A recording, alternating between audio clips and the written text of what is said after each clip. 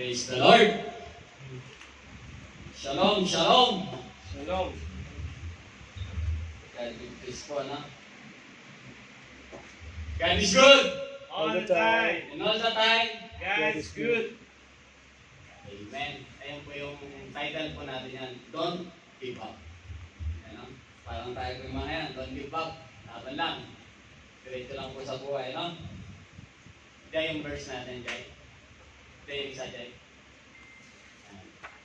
Sa 2 Chronicles po, 15:7. Be strong and do not give up, for your work will be rewarded. Samahan niyo muna po ako sa mixing panalangin. Yes, Lord, muli, pinupuri ka namin, Lord, tinatasya namin, Lord, sa oras na to, Lord. Lord, minsan pa, Lord, salamat o Lord, muli, ginamit po ang linggo to, Lord, upang magayon ng banal na salita, o Lord. Gamitin mo lamang po ako, Lord, at daluyan ng banal na salita, o Lord, at ito maging pagpapala sa amin, Lord. Pagpalain mo ang iyong salita, Lord, ganun din po, Lord, pakalinisin mo po ako, Lord, upang ako'y karapat-dapat sa iyong harapan, Lord. In Jesus' name we pray. Amen. So, nag-give-up po, ano? Yung po, sa Christian po, no? Hirap talaga sa Christian, no? Nilalakaran natin, no? Minsan, nanggihina tayo. Parang ngayon, no? Kasi umalis na naman yung isang kapatiran natin, no? Parang, minsan, di ba? May hina ka, no? Pero sabi ng ating Panginoon, do not give up, no? Magpatuloy pa rin tayo. Kahit mahirap, no? Dahil may reward, no? Lagi rin na nung inaaral ko yan, laging si Pastor Edwin, no? Yung isang verse naman niyang inaano sa Korinto, di ba? Na yung pagpapaga natin sa Panginoon, hindi mawawalan ng kabuluhan, di ba? Actually po itong Chronicles 15:7 po na to, ito yung sinalita ng isang prophet kay King Asa. Si King Asa po, no? Yung po, ano po natin ulit si King Asa po. Siya po yung nagsabi niyan, si Prophet Saria kay King Asa. Yung po, no? Konting recap lang po kay King Asa po, no? Nang maging king po si King Asa sa Judah, bago siya mamuno, no? Talagang sumunod siya sa Panginoon. Nag-obey siya sa Panginoon, sumunod siya, at yun, binigyan ng kapayapaan ang Judah. Halos 10 years, walang digmaan. Diba? Ganun ang ating Panginoon, no? Kung susunod tayo, mag-obey tayo sa Kanya, yung peace, yung kapayapaan, magkakaloob na sa atin. Yun, dumating ang mga ilang taon pa, ganyan, naging matatag ang ng Judah. At ang isa pang ginawa ng King Asa, tinanggal na yung mga idolatry ng mga Judah, pinagsisiraan niya yung mga yun. Tapos nagbigay siya ng command na kailangan hanapin ng Panginoon ang mga taga-Judah. Nagbigay siya ng na pag hindi sumunod, maliit man, bata,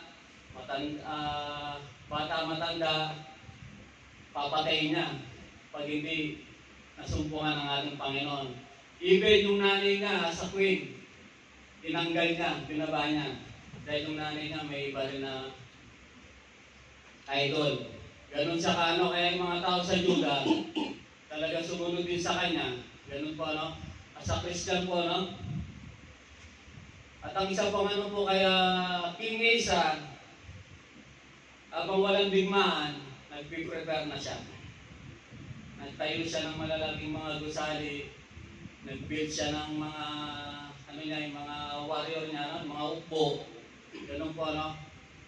As a Christian naman po sa atin, ganun din po tayo, no? Dapat prepare po tayo lagi. Hindi yung mag-prepare pa lang tayo pag andyan na yung kalaban, di ba? Parang boxing yan, di ba? Pag boxing, nagpapayarin muna yan, bagong laban. Hindi naman laban na yan, doon siya magpapabugbog, di ba? Wala nang lakas. Yun po, no? As a Christian po, no? Sa atin, parang kay King Asa, kailangan prepare po tayo lagi. Di ba? Paano po tayo magiging prepare naman, di ba? Dapat yung Word of God, lagi natin dala-dala sa ating mga buhayan. Di ba? Pag pumasok yung temptation sa atin, o mga pagsubok, may panlaban tayo, may memory verse tayo na promise ng Panginoon, di ba? may panlamang kagad tayo. Di ba? Yung prayer life natin, yun, pagdating natin sa ganitong gawain, hindi yung nagpapatibay ng pananampalataya natin as Christian po, Pero hindi po maganda rin ang inabot ni King Asa sa dulo. Bumigay rin din po, di rin siya nag-disobey din po sa Panginoon. Yung po sa kabila ng mga nabigay niya, na mga kayamanan ng ating Panginoon sa kanya, pinalaki yung hukbo, binigyan ng maraming kayamanan, pero sa huli, nag-disobey pa rin si King Asa. Kumbaga, nanaan na siya sa kanyang sariling kakayanan. Hindi na siya nanaan sa kakayanan ng Panginoon.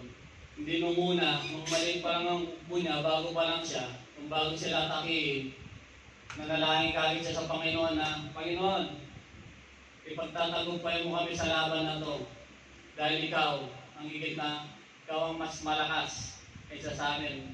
Kumbaga, yung bilang ng kalaban, kahit konti kami, alam namin, kakayanin namin to dahil kasama ka namin, Pero sa huli, nung lumaki na rin siya nasa kanyang lalat ng power, nag-disobey na siya sa ating Panginoon.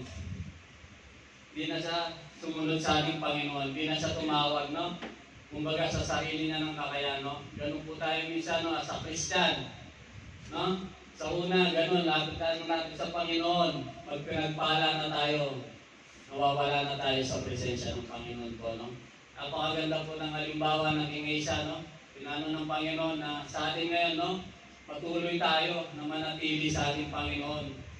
Kung pinagpapalaman lang tayo, gamitin pa natin yun para sa kawaltian ng ating Panginoon. Huwag tayong mawawala, Sa halimbawa po kay King Asa na sa kabila nun, nag-disobey siya.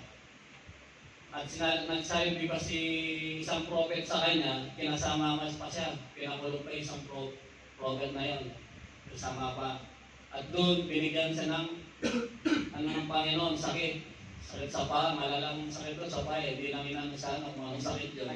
Siguro, nagka-diabetes, naputol na yun, malala, Pero sa 35 years na niya, bilang king, naging maayos po yun, nung 36 years old na siya, ganun, nag-disobey na sa Panginoon, nagkasakit na siya, hanggang mamatay na siya.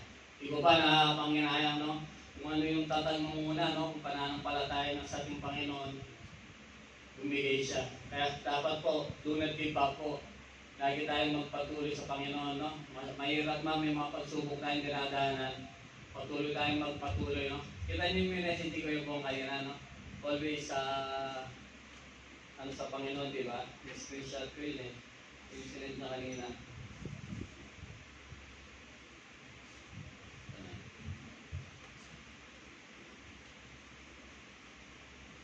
Okay, remaining in Christ, the true vine, di ba?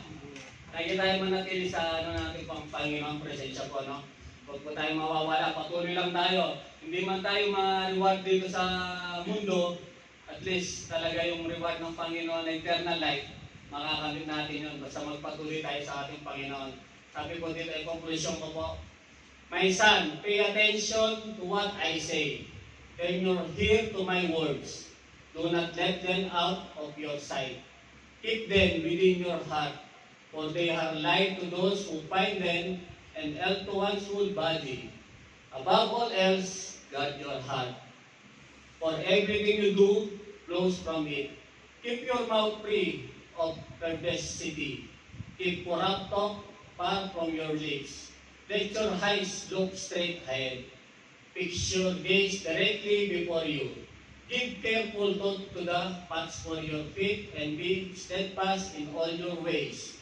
Do not turn to the right or to the left.